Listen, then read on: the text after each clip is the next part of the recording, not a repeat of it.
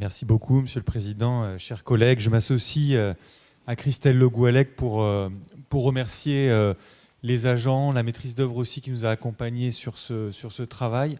Un long travail de 2 ans, et donc on a pu travailler avec beaucoup d'élus, avec beaucoup de services des villes, au fond, puisque énormément de thématiques transversales ont été abordées et en corrélation avec le Conseil citoyen pour le climat, la Convention locale pour le climat, la devise aussi de notre territoire pour le climat et la justice sociale.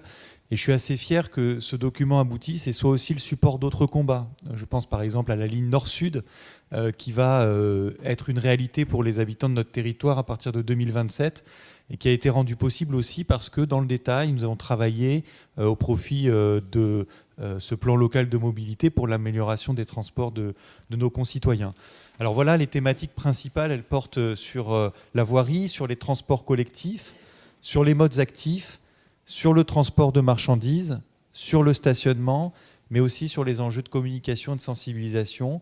Et elles se sont déclinées dans ce travail-là en 4 grandes ambitions.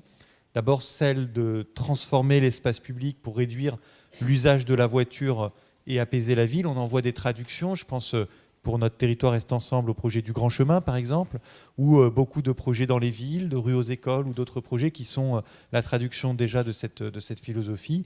Le développement de l'offre de services pour les mobilités décarbonées et la lutte contre l'autosolisme. C'est le cas du soutien de nos collectivités à l'autopartage, au développement du covoiturage et encore bien d'autres choses. La construction d'un cadre et d'un référentiel et réglementaire pour agir sur les mobilités.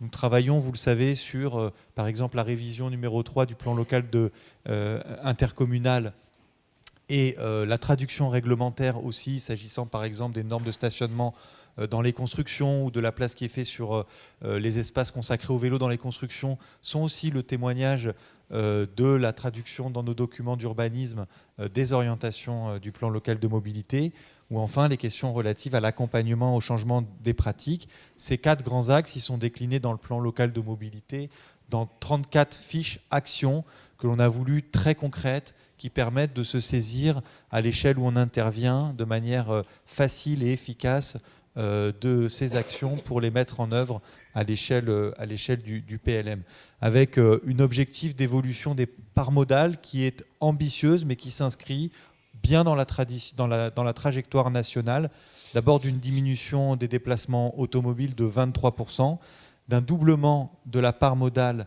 du vélo, d'une augmentation aussi significative des déplacements à pied. Vous verrez que le plan marche est une action importante dans ce plan local de mobilité, ou du développement de l'usage des transports collectifs. On célébrait pas plus tard que quelques jours l'ouverture de la ligne 11 de métro et la restructuration des lignes de bus qui sont conséquentes, mais aussi les combats qui se poursuivent pour le développement des transports de notre territoire. Et enfin, une stagnation de l'usage des 2 roues mobilité.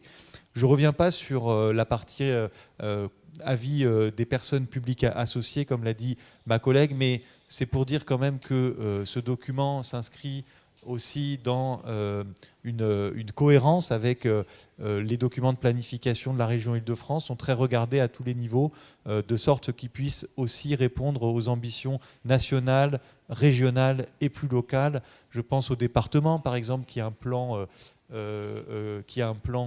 cyclable départemental ambitieux, et donc nous avons eu à cœur à chaque étape de pouvoir s'assurer que les travaux que nous menions s'inscrivaient dans une bonne cohérence avec les objectifs portés par nos partenaires. Et enfin, la participation du public, on l'a dit en amont, avec la sollicitation des différents acteurs des mobilités associatifs, mais aussi la Convention citoyenne pour le climat local avec son émanation qui a pu travailler à nos travaux. Et enfin, dans la partie réglementaire de participation du public par voie électronique, avec des avis pour la moitié d'entre eux qui étaient aussi consacrés au vélo. Et donc on voit qu'il y a une forte dynamique dans toutes les villes du territoire pour la progression de la part modale du vélo. Et pour finir, et je m'arrêterai là, les prochaines étapes que nous vous proposons, D'abord, la création d'un comité de suivi de la mise en œuvre du plan local de mobilité. On ne veut pas que ce document, qui a été un long travail, soit simplement destiné à décorer nos étagères, mais puisse vraiment faire l'objet d'un travail de mise en œuvre et d'un suivi des actions dans les villes et à l'échelle du territoire. Et puis, on va aussi mobiliser l'ensemble des instances qui préexistent et qui souhaitent s'engager sur ces questions-là. Les groupes d'élus sur les mobilités, le labo des mobilités actives, mais aussi le Conseil citoyen de la mobilité qui a été instauré. Et puis enfin, les actions qui seront prioritairement lancées sous maîtrise d'ouvrage et pilotage d'Est Ensemble, telles que l'ont souhaité les villes, c'est l'élaboration d'un schéma directeur de la logistique pour définir la stratégie territoriale et avoir nos orientations d'Est Ensemble s'agissant du schéma directeur de la logistique.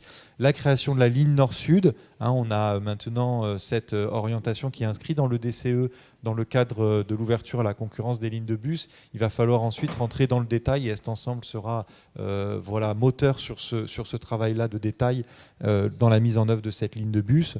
Et puis l'élaboration d'un schéma de voirie et d'un référentiel d'aménagement cyclable pour garantir la cohérence à l'échelle territoriale de nos aménagements, de la continuité cyclable territoriale. Et enfin, je le disais un peu plus tôt dans la discussion, l'élaboration d'un plan marche, souvent un parent pauvre de nos politiques publiques. Or, c'est une exigence qui revient dans beaucoup de nos territoires, l'objectif de pouvoir, comme on l'a fait ces dernières années avec ambition et volontarisme sur le vélo, travailler sur la marche dans notre territoire pour favoriser, en lien avec l'orientation sur l'apaisement de nos villes, le développement de cette politique publique. Je vous remercie.